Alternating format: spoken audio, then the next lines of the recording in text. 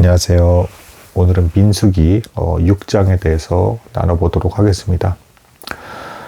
민수기 5장과 6장은 이제 굉장히 대조가 되는 모습을 보여주는 이제 그런 성경의 장이 되겠습니다. 특히 모세 율법에서 굉장히 두드러지게 이제 보여지는, 반복적으로 보여지는 이제 특징인데요.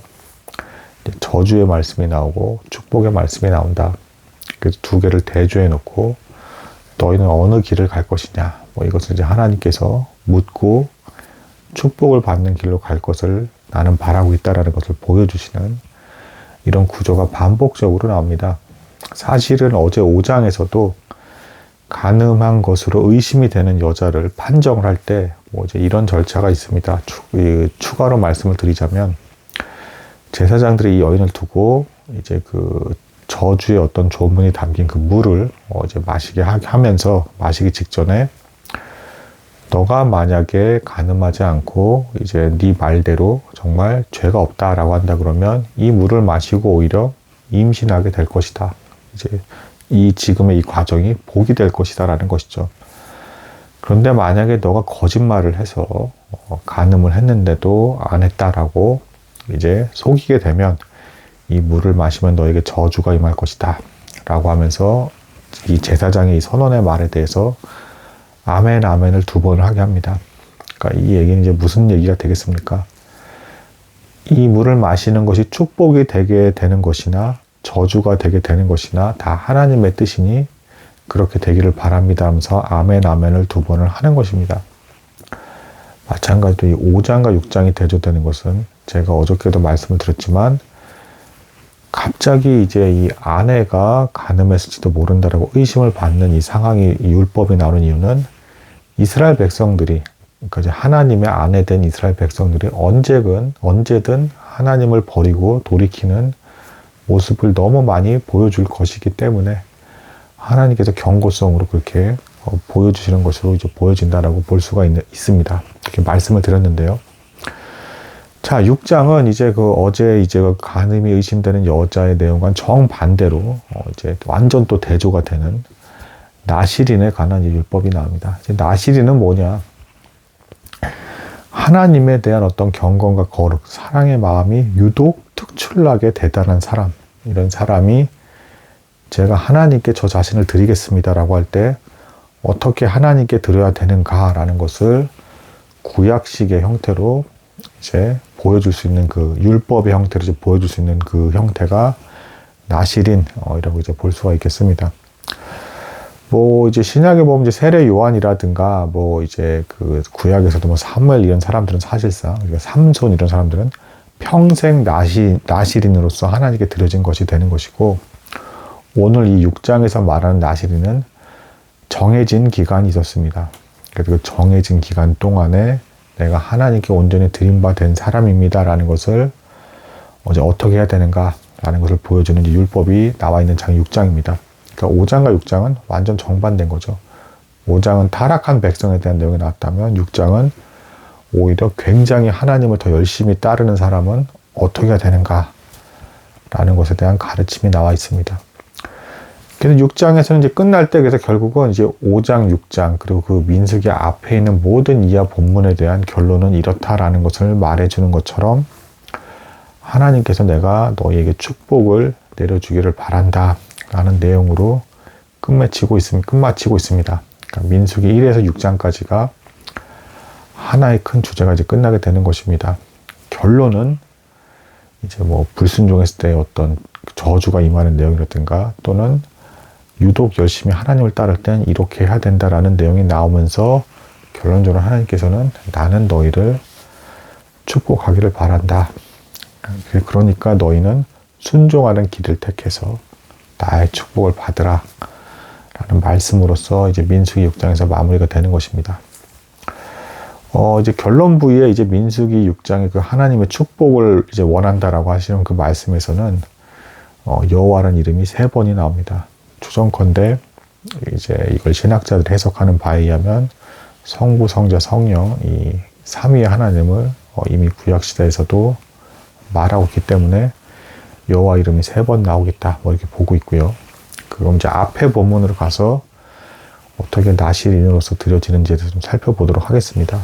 뭐 이제 유대인들이 뭐 이제 본인들이 했던 어떤 관습에 의하면 나시린으로 드리는 기간은 이제 최하 이제 30일 이상이어야 됐고요. 이 기간 동안에는 먼저 이제 어떻게 하냐, 포도주나 독주 같은 이런 마시는 것을 일단 끊습니다. 이것은 이제 뭐냐면 세상적인 어떤 쾌락과 어떤 기쁨에서 내가 노임을 받고 하나님께 온전히 집중하겠습니다. 라는 어떤 그 표를 보여주기 위해서 그렇게 행동을 하는 것입니다. 그래서 그렇게 거룩하게 나시린으로서 드려지는 그 구별의 기간 동안에는 세상적인 기쁨을 추구하지 않았다. 그리고 이제 여호와의 율법을 집중하고 묵상하고 기도함으로써 하나님을 집중해서 바라보는 어떤 그런 시간을 가졌다.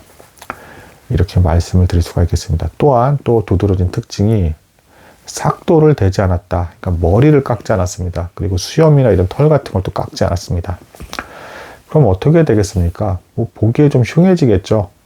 그러니까 세상 사람들이 보기에는 흉해지고 좀 추해지지만 그럼에도 불구하고 그게 이 사람은 나시린 기간을 갖고 있구나라는 어떤 분명한 표가 되는 것입니다. 그래서 이런 사람들이 하나님에 대한 열심으로 경건하고 거룩하게 이제 살아가는 모습을 보여주게 되겠죠. 이제 백성들 안에서. 그럼 이제 백성들은 이 모습을 보고 나도 더 분발해서 하나님을 더 열심히 사랑하고 믿으면서 이제 따라야겠다라는 그 마음을 불러일으키게 하는 것입니다. 비록 겉으로 보여지는 모습은 머리도 깎지 않고 이제 단장을 하지 않으니까 좀 추해 보일지 모르겠지만 오히려 그게 이제 거룩한 표가 되는 것입니다. 하나님 앞에서는 세상과는 멀어지고 나한테는 열심히 멀어지고 나한테는 열심히 다가오고 있다 라는 것으로 이제 여겨지는 그런 표가 되는 것입니다. 그래서 나시린의 어떤 기간을 가질 때는 꾸미거나 단장하지 않았다. 그리고 특히 주요한 특징은 머리를 깎지 않음으로써 그 머리에 표를 두었다. 이건 계시록에서도 이제 믿음의 성도들에 대해서 이제 머리에 인이 있다라는 식의 어떤 표현이 나오죠. 이것과도 이제 연결이 된다라고 볼 수가 있겠습니다. 그리고 이제 또 두드러진 특징은 뭐냐면 이렇게 나시린 기간을 이제 마치는 과정, 그 치르는 과정 속에서 이제 부정한 것들과 이제 멀리 있어야 되는데 뜻하지 않게 뭐 나랑 같이 대화하는 사람이 죽어서 그 죽음이 나한테 몸에 닿았다. 이거는 어떤 거게 되겠습니까? 자신이 의도하지 않았는데 부정해져 버리고 만 것이죠. 그럼 이때는 어떻게 되느냐? 역시 이것에 대해서도 그동안의 나시린 기간을 다 채우지 못한 것이 이제 그 기간 동안 했던 것이 다 무효가 되고 다시 머리를 딱 밀어버린 다음에 다시금 나시린으로서 드려지는 기간을 갖게 되었다. 그러니까 이건 뭘 나타내는 것이 되겠습니까? 본인이 그렇게 애쓰더라도 실수로 이제 벌어진 어떤 이 부정한 사건에 대해서도 하나님 앞에서는 죄된 것을 인정해야 된다. 인간의 한계를 인정하면서 죄악된 것을 인정하고 나는 여전히 부족한 사람이다. 그렇게 열심히 하나님께 온전히 드려지려 할지라도 이렇게 될 수가 있습니다라는 것을 인정하는 것이 되겠습니다. 또한 뭐 이제 또 이런 특징도 있습니다. 나시린의 기간을 온전히 제대로 마치고 나서도 이것에 대해서 이제 레위기 율법에 나오는 형태대로 이제 다양한 형태의 제사를 또 드렸다. 아니 내가 나 자신을 드렸는데 거기에 대해서 하나님께 무언가 받는 것을 이제 바라는 것이 아니라 추가로 하나님께 무언가를 드렸다. 이것은 이제 무엇을 나타내는 것이냐? 이것은 바로 내가 경건하고 거룩하게 하나님에 드려지는 것조차도 은혜입니다. 하나님께 어떤 대가나 이런 것들을 특별히 바래서 이런 것들을 하는 것이 아니라 온전히 하나님에 대한 사랑의 마음으로 저를 드렸습니다. 그래서 오히려 이렇게 힘든 세상의 어떤 쾌락은 멀어지고 구별돼서 들어지는 과정을 감당할 수 있게 해주신 하나님께 제가 더 감사를 드리겠습니다라고 하면서 오히려 제사를 더 드립니다. 사실은 이게 이제 구약에서 보여준 이 나시린의 어떤 모형도 역시 나타내는 바는 예수 그리스도이십니다. 그러니까 진정한 나시린은 예수 그리스도셨던 것이죠. 근데 정작 신약의 예수 그리스도는 포도주도 마시고 이제 죄인들과 함께 잔치해서 함께 하시기도 하셨고 죽은 죽음을 만지셔서 살리기도 하셨습니다. 그러니까 뭘 나타내는 것이 되겠습니까?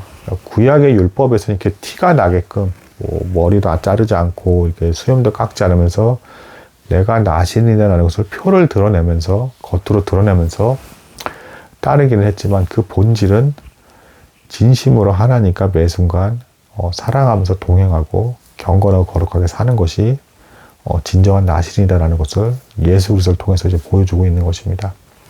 그래서 우리도 복음의 광채를 받은 우리는 모든 성도가 이렇게 무언가 행실로서, 진정한 진실된 마음과 행실로서 사람들 앞에서 구별되는 어떤 모습이 보여져야 되는 것이다 라는 이제 교훈을 주는 것이 이제 이 나실인 제도라고 볼 수가 있겠습니다.